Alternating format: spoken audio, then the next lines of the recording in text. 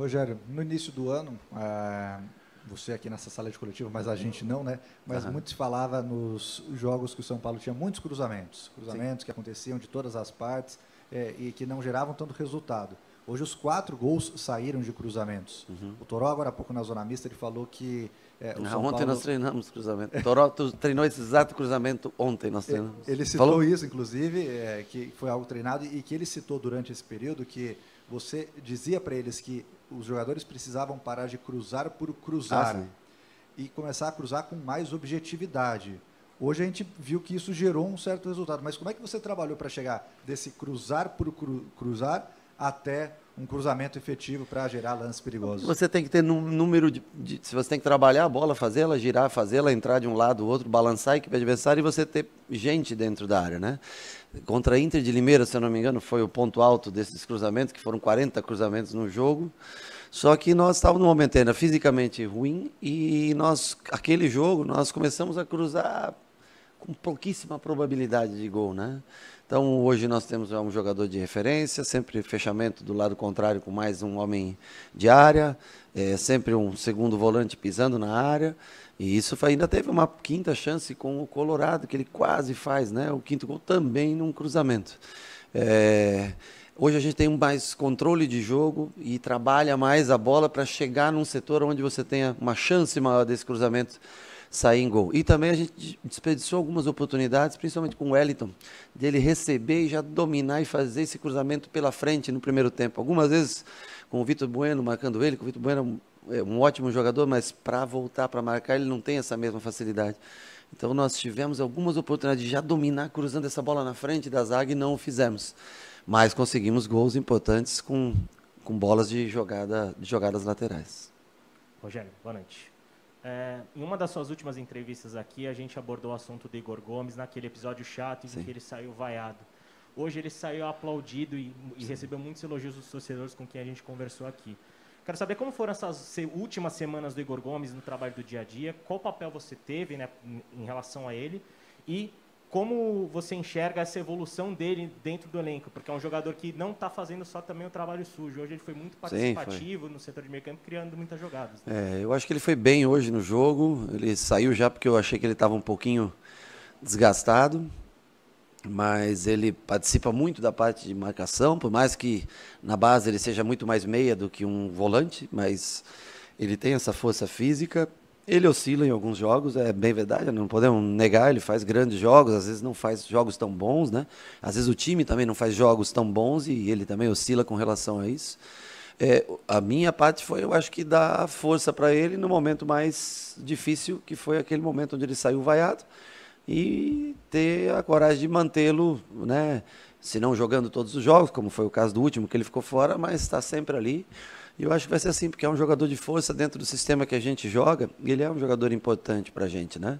Então eu acho que, mas o maior mérito é dele, porque psicologicamente é um menino que tem muita força mental, não se deixa abater, tem os seus objetivos na vida. Eu acho que o maior mérito é dele, familiares, pessoas que acompanham até mais perto do que eu o dia a dia dele.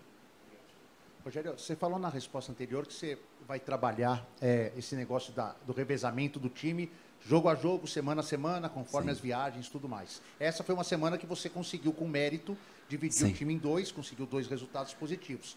A minha dúvida é, você consegue, fazendo esse revezamento, nem que ele não seja constante, o mesmo equilíbrio nas duas equipes, o mesmo rendimento nas duas? Dá para esperar que duas equipes diferentes joguem sempre parecido ou não? Se trocar os 11, eu acho difícil por características de jogadores.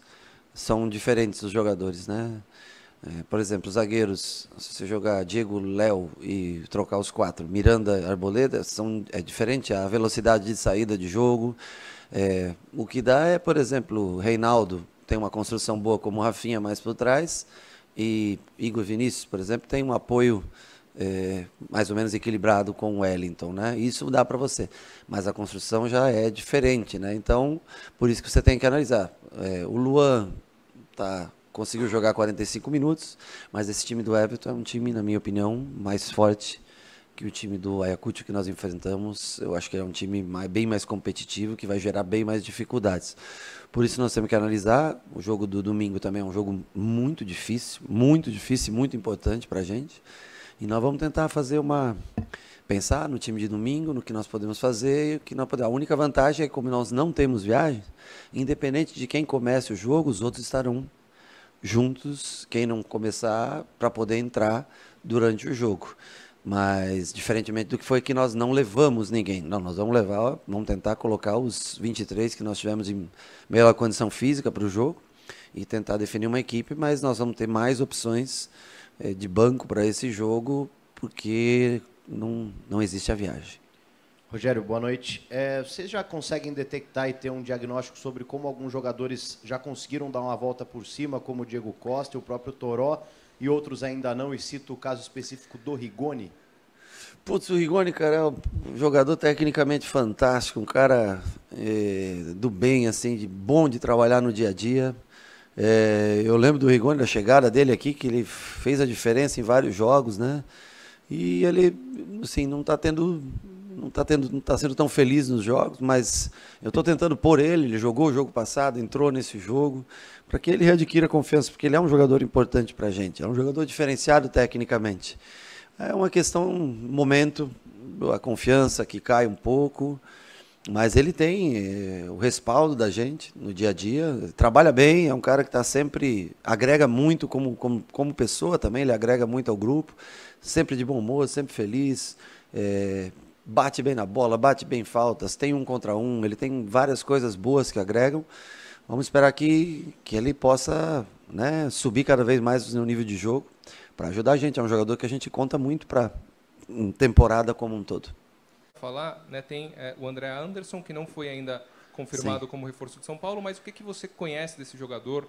Né? O que você pode falar sobre ele? Bom, primeiro que se o clube não se manifestou, eu também não posso manifestar, mas prometo responder a tua pergunta sobre o jogador. Eu acho um jogador interessantíssimo, um jogador que eu observo desde janeiro, mas eu não sei, eu só posso falar, quero que você me entenda, falar sobre ele se o clube anunciar, porque eu desconheço o acerto, reconheço o interesse e desconheço o acerto contratual, então eu vou passar a vez nesse caso.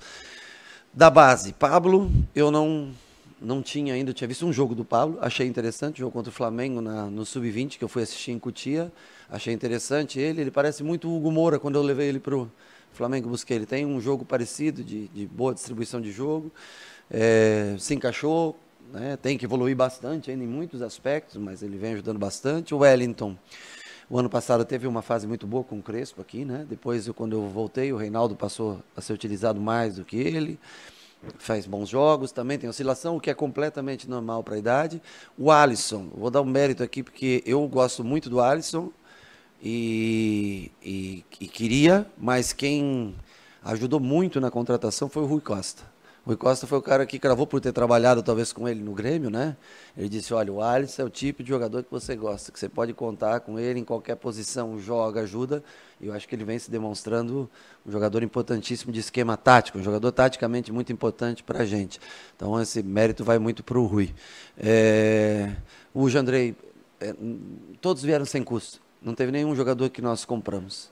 Então, assim, o que é legal de você ver que é possível você montar.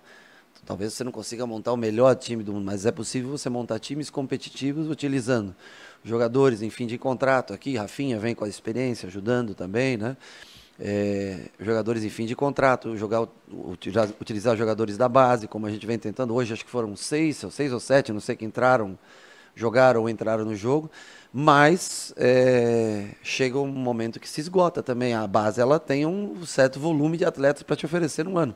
Você não vai tirar mais 3, 4 para esse ano lá da base, você não vai conseguir. E contratações você também dentro do mercado. Se você achar algum jogador interessante, você também tem que tentar, se for só pelo salário. O São Paulo diminuiu em quase 2 milhões a folha de pagamento do ano passado para esse ano. É um dado interessante para ter um time que está sendo ao menos mais competitivo, não sei nem se é melhor ou pior, mas mais competitivo do que foi o ano passado e reduzindo, eu acho que em torno de 20% a folha salarial até agora. E dando, eu acho que sendo mais vistoso para os jogadores da base, poder demonstrar seu potencial e, infelizmente, perdê-los no futuro. Eu espero só que a gente consiga completar uma temporada com esses jogadores antes que eles deixem o São Paulo por uma eventual saída, uma eventual venda, que a gente possa completar o ano, porque senão também começa a faltar no meio do ano, e você tem que trazer contratações no meio do ano, até encaixar, às vezes pode demorar. Hoje, um jogo só, já 3 pontos, consegue a primeira vitória, o que demorou 10 rodadas para acontecer o ano passado. Eu lamento muito a perda do Paulista. Vou ser sincero com você, para mim, eu acho que eu nunca, em 30 anos, eu fui para uma final com 2 gols de vantagem e perdi. Mas eu não posso também ficar remoendo isso. Para mim é dolorido e não vai se fechar, uma cicatriz que não vai se fechar. Vai ser daqueles jogos ruins que eu vou lembrar para o resto da minha carreira. Como outros, como a derrota Vélez, devido às suas proporções, perder um tricampeonato. Outros jogos que a gente poderia ter vencido, né? Porque esse grupo merecia fechar com o título. E o Palmeiras tem um belo time, mas nós poderíamos ter fechado o Campeões Paulista. Ponto. Recomeça agora, nós tivemos um jogo em casa, onde nós fizemos uma programação para que a gente tivesse inteiro para esse jogo. Agora, nossos próximos adversários são muito complicados. Flamengo no Rio é muito complicado, Bragantino lá em Bragança é complicado, depois tem Fortaleza, antes do Fortaleza tem um jogo em casa, mas tem Fortaleza também, são os 3 próximos fora, se eu não me engano. Resultados ruins, infelizmente, tem chance de acontecer. Mas eu acho que é melhor ter uma vitória na primeira rodada do que esperar a 10ª para que ela comece. Nós não queremos ter um brasileiro nem próximo do que foi no ano passado, dependendo em penúltima rodada de tentar ganhar um jogo para escapar de rebaixamento. Nós queremos levar o São Paulo a algo que ele mereça disputar em 2023.